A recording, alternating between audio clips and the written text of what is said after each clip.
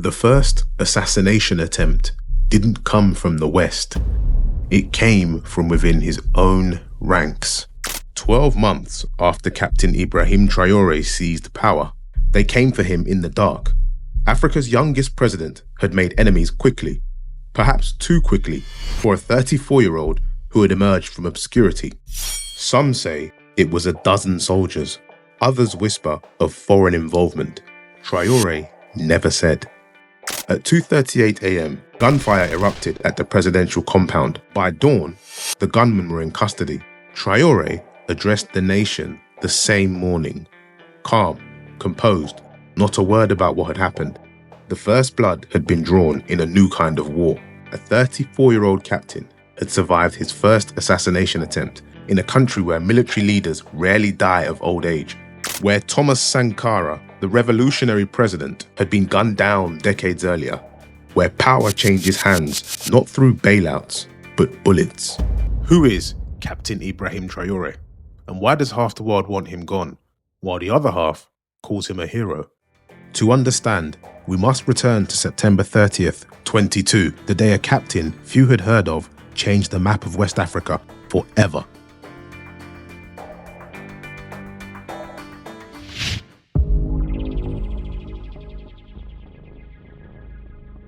National television interrupts its broadcast.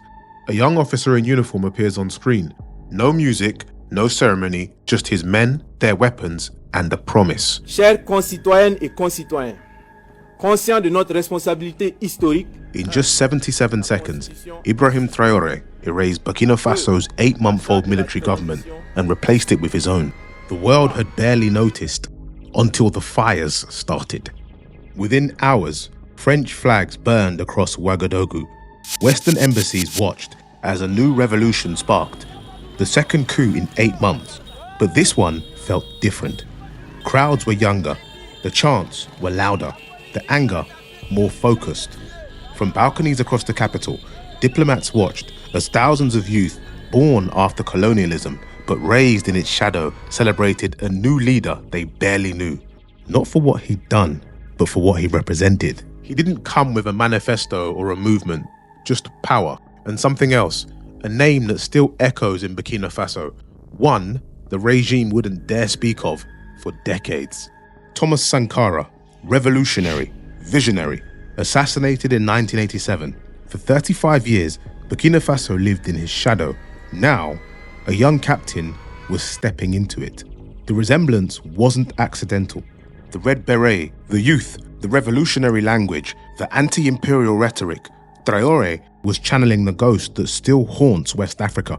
In the 1980s, Sankara renamed Upper Volta to Burkina Faso. He refused IMF loans, nationalized resources, and challenged France openly before being assassinated in a coup led by his best friend, Blaise Compaoré. Compaoré ruled for 27 years before being forced out in 2014. What followed was a cascade of transitional governments, terrorist insurgencies, and finally, in January 2022, another coup. Lieutenant Colonel Paul Henry Damiba seized power, promising security. 8 months later, he was gone, replaced by his subordinate captain, Traoré.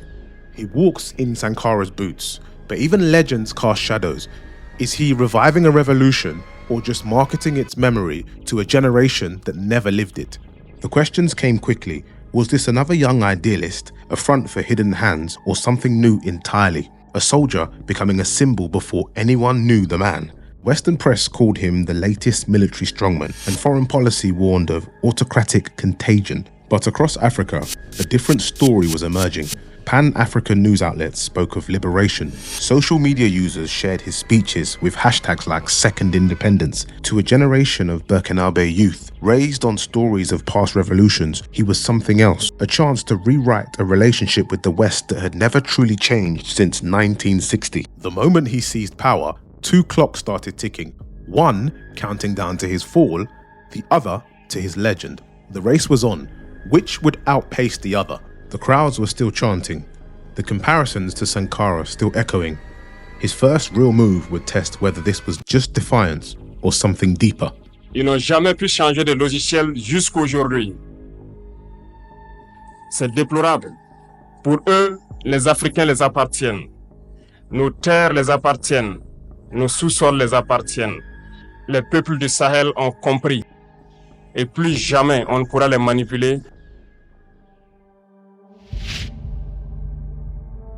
Where previous leaders had quietly accepted the terms of global finance, Traoré made it public. He questioned debt, he questioned resource control, he questioned the very foundations of West African economic architecture. For some, it was rhetoric. For Burkina Faso, it was uprising.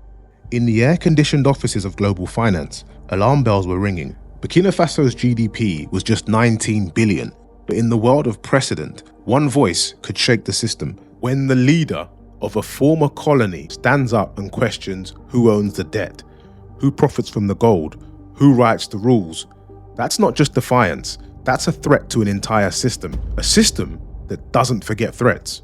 Then came the CFA franc, the West African currency still controlled by France. Think of it like using your ex's credit card decades after a breakup. He didn't just criticize it, he began planning its replacement, channeling former President Thomas Sankara, who had said in 1987, Il est normal que celui qui vous donne à manger vous dicte également. He who feeds you controls you. Monetary sovereignty became a centerpiece of public speeches. The economic umbilical cord to France was being severed. By early 2023, Traoré was meeting with counterparts in Mali and Niger to discuss a new regional currency. But the real prize has always been beneath the soil: gold. Burkina Faso is Africa's fastest growing gold producer, the continent's 5th largest, and Traoré wanted to change who it profited. Notre seul crime peut-être c'est de chercher à révolutionner notre système de santé par exemple, à équiper nos hôpitaux, à construire des hôpitaux modernes. Peut-être que notre crime ça a été de vouloir révolutionner notre système éducatif, à construire des écoles aux normes, à changer nos curricula. Notre crime c'est peut-être d'avoir permis à nos agriculteurs d'avoir de l'engrais moins cher, de labourer leurs champs gratuitement pour qu'on atteigne l'autosuffisance alimentaire. Western mining contracts were reviewed, renegotiated, or cancelled. Clauses about national interest appeared in new agreements. Foreign companies that had operated for decades found themselves facing a simple message: adapt or leave. Here's the thing, most resource-rich nations talk about neutralization, but he is actually doing it. And that's where the real enemies emerge. It's not when you seize power, but when you control resources. The reaction came in waves. The EU expressed concerns over democratic erosion, but behind the scenes, the concern wasn't just stability, it was contagion. If one nation breaks from the global order, others might follow. But Traoré wasn't alone in his financial rebellion. To the north and west, other dominoes were falling. The rebellion is growing, and so is the silence around it. Subscribe to follow what happens next. From August 2020 to July 2023, a pattern emerged across the Sahel. Mali, Guinea, Burkina Faso, and Niger, 4 military takeovers in just 3 years. Each coup pushed out Western influence. Each pivoted east. Critics called it contagion. To supporters, it sparked new beginnings. At the center of it all stood Ibrahim Traoré, the youngest, boldest, and most confrontational of all new military leaders. Individually, these countries could be pressured, sanctioned, and isolated, but together they formed a dangerous alternative. Nations saying no to sanctions and no to economic powers that had governed Africa for years. Today marks the official withdrawal of Mali, Niger, and Burkina Faso from the West African regional bloc ECOWAS. Mali, Burkina Faso, and Niger have come together to form the Alliance of Sahel States. Together, these 3 nations control a territory bigger than Western Europe, rich in gold, uranium, oil, and rare earth minerals, forming a strategic corridor from the Sahara to the Gulf of Guinea. Au départ, les gens se sont moqués. On nous a ridiculisés. Parce que 3 pays, pour eux pauvres, qui s'unissent, ça n'aboutirait à rien. Mais nous avons continué notre chemin. Et aujourd'hui, je pense qu'ils se rendent compte à l'évidence que nous sommes en train de réussir quelque chose que certains ne souhaitent pas voir. This is genuine rebellion, and Traoré is its face, young, defiant, and speaking a language many Africans have waited generations to hear, the language of genuine independence, not just the formal kind granted on paper. After decades of military presence, French troops are expelled from Burkina Faso. The official reason is failure to contain terrorism. The unspoken message, a century of influence, ended. Burkina blamed France for their security issues and asked them to leave. But with the Sahel vulnerable to terrorism, without the French, who fills the security vacuum? As Western forces departed, new allies arrived. Russia stepped into the void with weapons, training, and a crucial promise: no political conditions attached. What started as isolated military takeovers had transformed into something that looked increasingly like coordination, a regional rejection of Western security frameworks. Across social media, the sentiment spread beyond borders. Young Africans from Dakar to Nairobi shared content celebrating what was framed not as coups, but as liberation. At the headquarters of AFRICOM, contingency plans were redrawn. The Sahel, once the centerpiece of Western counter-terrorism strategy, was becoming a geopolitical competitor.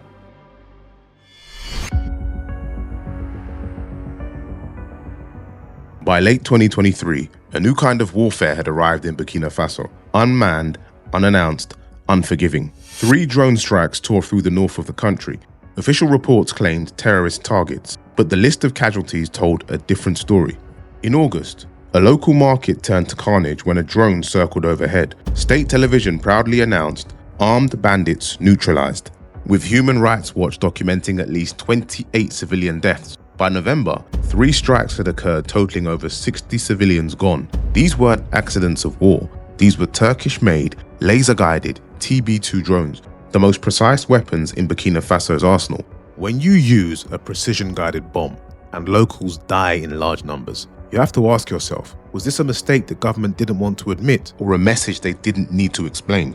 Yet something unexpected happened. Each strike, each civilian death, each government denial didn't weaken Traoré, it strengthened him, becoming proof of sabotage, infiltration, and outside manipulation. In the aftermath of the strikes, international human rights groups called for accountability, but Burkina's military doubled down. To Traoré's supporters, this was strength, not scandal. By 2024, Burkina Faso faced 2 wars, one against jihadist groups in the north, another against the corridors of global power. Each crisis, even those created by his own military, became an opportunity. In the public eye, he wasn't the architect of death, but the shield against invisible plots from enemies both above and below. C'est pas des gens libres. Ils sont manipulés par les impérialistes et les ordres qu'on les donne, ils donnent à leurs criminels sur le terrain. The sky above Burkina had become a battlefield no one acknowledged. Precision strikes killed the wrong targets. Alliances shifted without warning. In that silent war, Traoré's greatest weapon wasn't firepower, it was framing. In the war no one claimed, he became the only one who won. Je pense que c'est un Thomas Sankara. C'est un deuxième Thomas Sankara qui est là, qui va tout changer, qui va libérer l'Afrique. C'est notre chance qui est là. On a échoué Kadhafi, on ne peut pas échouer Ibrahim Traoré. Le capitaine Ibrahim Traoré représente l'Afrique dignement. He is the people's champ. C'est la population qui le veut. In 2025, the battle isn't just for gold or land, it's for the screen in your pocket. And in this arena, Ibrahim Traoré was fighting a different kind of war. On TikTok, young Africans transformed Traoré's speeches into viral manifestos. On Telegram, encrypted channels spread his messages beyond borders. What we're witnessing is a social media optimized revolution in West Africa. Every speech clipped for virality, every policy framed as rejection of the old order. This wasn't accidental, it was strategic. Behind this viral strategy, Traoré enlisted young, tech-savvy operatives to turn revolution into a brand. But with this digital revolution came a darker side. Rumors spread through WhatsApp groups about Western assassination plots, and fake news of French military takeovers circled unchecked. The lines between information and propaganda had become dangerously blurred.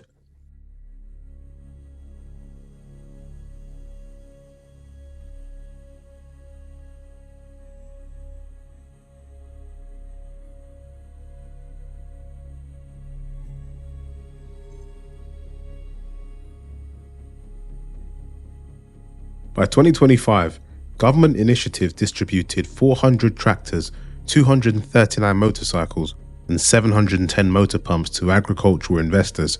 Free land allocations encouraged farming. A nation that once imported most of its food was slowly reclaiming agricultural independence. But the revolution's true economic backbone was gold. Burkina Faso was rewriting who benefited from its mineral wealth. Foreign mining permits were revoked. 2 gold mines nationalized, a domestic refinery established to process 150 tons annually. What had once left the country as raw material now generated wealth at home. Gold sovereignty isn't just economics.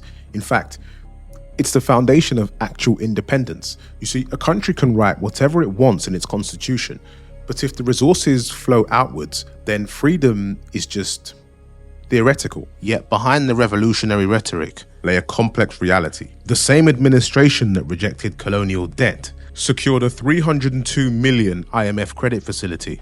By 2025, the World Bank was funding Burkina's vast transformation project. It wasn't hypocrisy, it was strategy. Breaking from arrangements deemed colonial hangovers, while at the same time engaging further finance on new terms. He's playing 2 games, one for the streets and one for the spreadsheets. It's not contradiction, it's more pragmatism.